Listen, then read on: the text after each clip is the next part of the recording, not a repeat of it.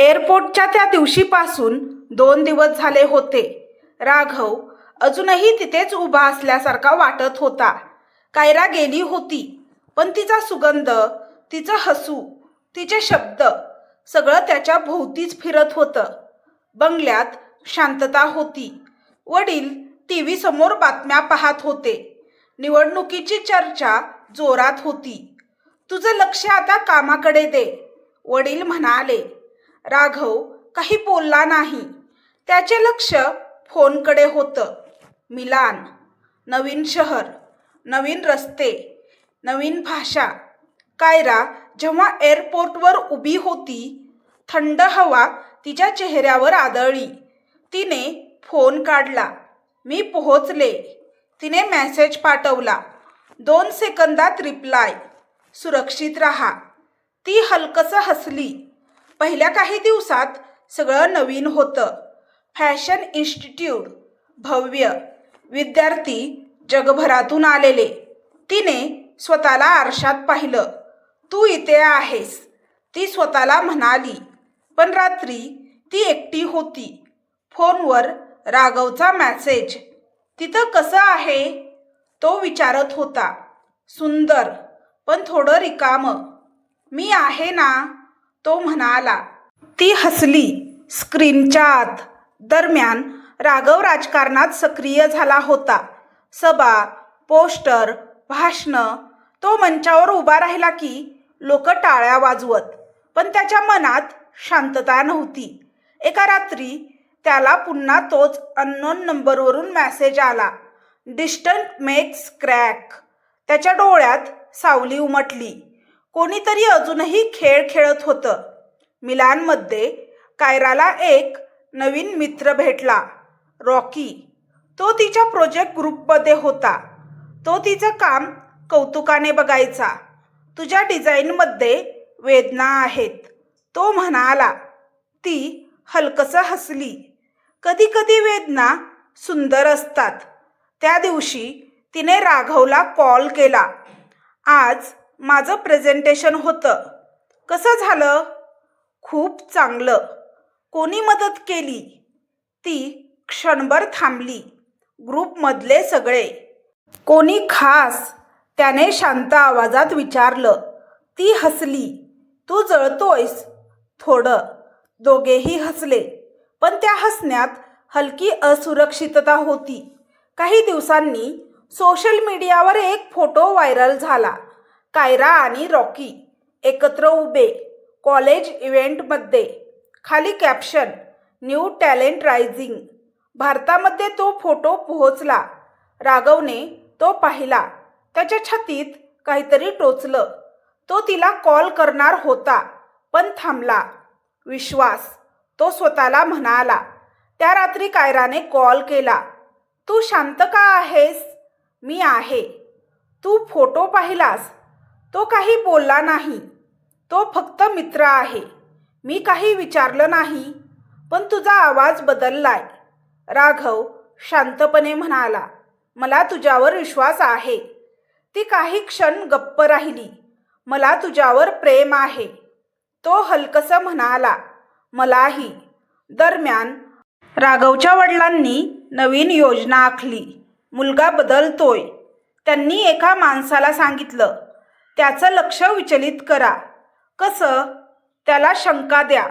काही दिवसांनी राघवला एक अनोळखी ईमेल आला. इनसाइड, कायरा आणि रॉकी एकत्र कॅफेमध्ये. जवळ खाली लिहिलं होतं, शी इज मूव्हिंग ऑन. त्याच्या डोळ्यात राग चमकला. त्याने लगेच कायराला कॉल केला. तू कुठे आहेस? स्टुडिओमध्ये. काल कॅफेमध्ये कोणासोबत होतीस? ती स्तब्ध झाली. तू माझी चौकशी करतोयस? मी फक्त विचारतोय. तुला माझ्यावर विश्वास नाही? मला फक्त. राघव, ती जोरात म्हणाली. अंतराने तुला बदललं आहे का? तो शांत झाला. मी घाबरलोय. ती हळू आवाजात म्हणाली. मी अजूनही तुझीच आहे. त्या रात्री दोघेही वेगवेगळ्या देशात एकाच आकाशाकडे पाहत होते. अंतर मोठं होतं, पण दोघांच्या मनात एकच प्रश्न, आपण हे सांभाळू शकतो का? दरम्यान राघवच्या विरोधकांनी त्याच्या प्रचारात नवीन आरोप टाकले.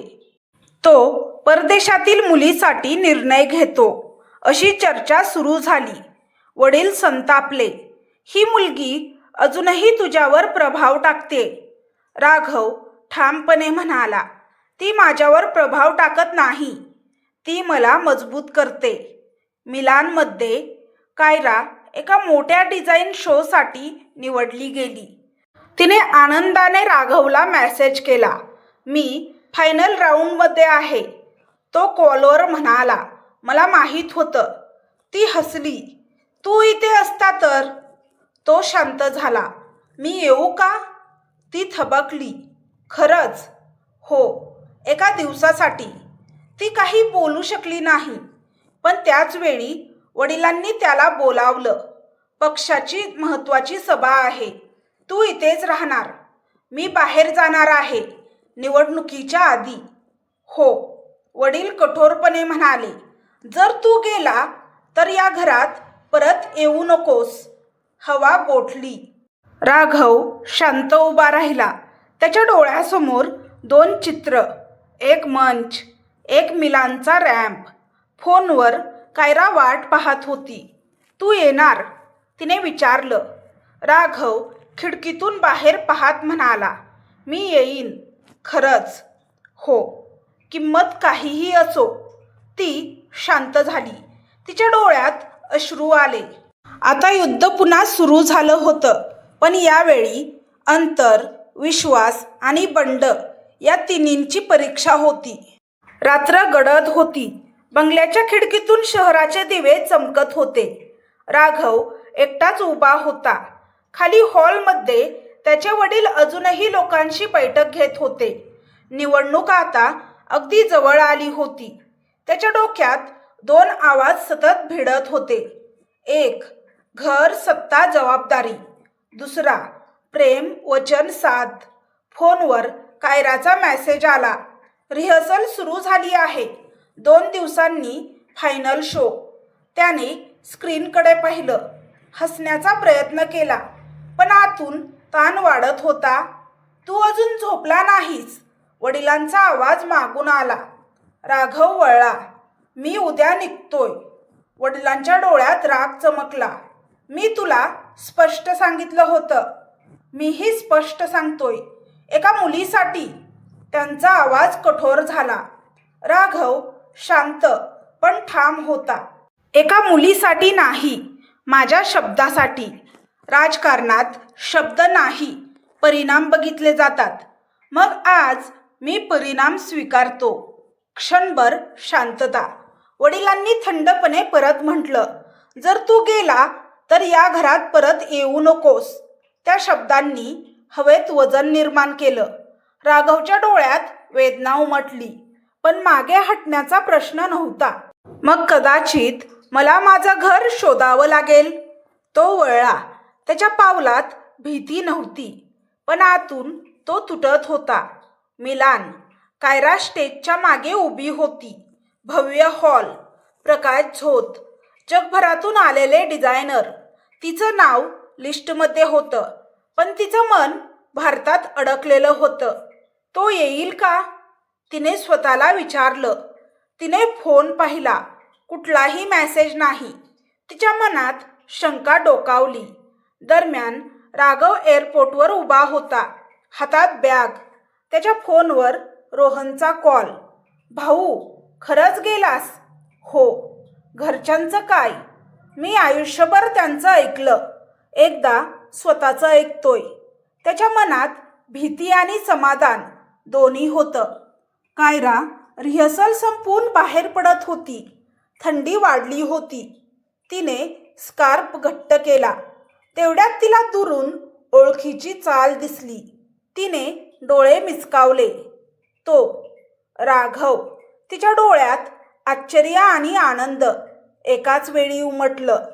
ती धावत त्याच्याकडे गेली. तू खरंच आलास? तो हसला. मी शब्द दिला होता. ती त्याच्या मिठीत शिरली. त्या मिठीत अंतर नव्हतं, फक्त धडधड.